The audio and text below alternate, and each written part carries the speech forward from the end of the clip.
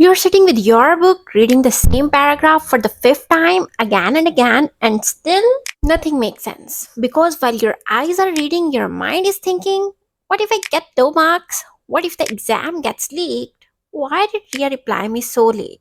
One thought leads to another, and before you realize it, 3 hours have passed. Then you proudly tell yourself, I studied continuously for 3 hours today, but deep down, you already know the truth. And if you don't, your exam results will. This is called overthinking. The worst part, overthinking while studying feels productive. From the outside, looks like you're working, but inside, your brain is simply daydreaming. In this video, I'll show you 4 practical techniques that will not only help you stop overthinking, but also double your focus while studying. And make sure you stay until the end because technique number 4 is the most important. Let's get started. Technique 1. Set a clear goal before you start studying. The biggest cause of overthinking is a lack of clarity. When you sit at your desk with no clear goal and tell yourself, I'll just study for a while, your brain becomes confused. How much should I study? How long should I study? What exactly should I do? Instead, set a clear, specific goal before you begin. Today, I have to study is not a goal. In the next 40 minutes, I'll finish 2 topics from this chapter. That's goal. When your goal is clear, your brain has less confusion and your focus naturally increases.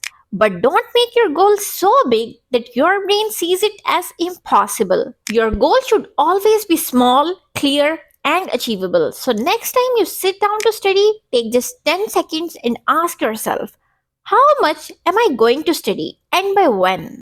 Don't start until you have a clear answer. This small habit can reduce overthinking by up to 85%.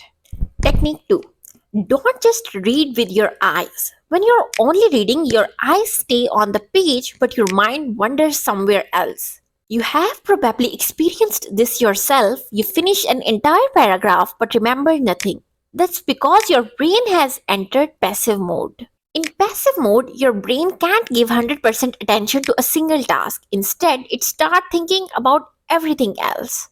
A real life example of passive mode is watching this video. If you're only listening without doing anything, that's a good chance you'll forget most of these points within the next 10 minutes.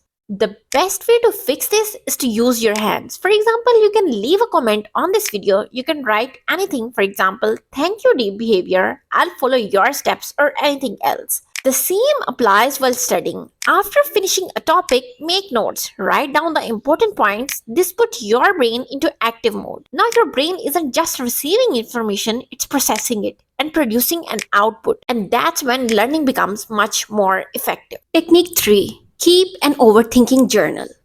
Overthinking works like an open loop inside your brain, and journaling is the simple way to break that loop. Whenever the distracting thoughts keep coming back to your mind again and again, just write them down on paper. Why?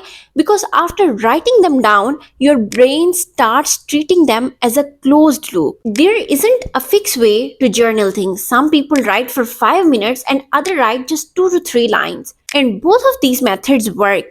The important thing is don't let your thoughts trap inside your brain. Keep a small notebook or journal on your study table or wherever suits you. And when you start studying and the distracting thoughts keep coming back to your mind, don't quit study. Just write the thought down on the paper and get back to work. Remember one thing, overthinking is a habit and habits change through practice.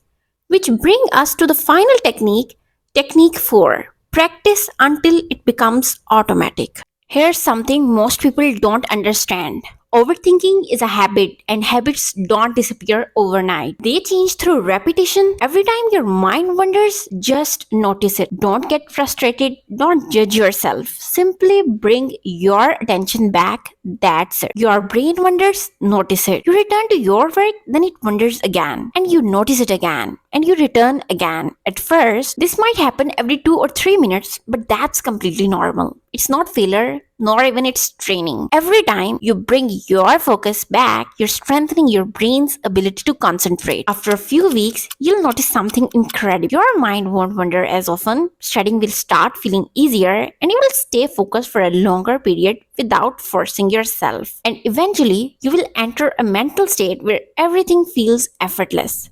Psychologists call this state as flow state. It is the state where your focus becomes effortless, time seems to disappear, and you learn more in 1 hour than most people learn in an entire day. If you want to know more about how to enter flow state whenever you study, I have already made a complete video and explaining it step by step there. Just click the video on your screen right now. It perfectly complements what you learned today, and it might completely change the way you study. Just click it and I'll see you there.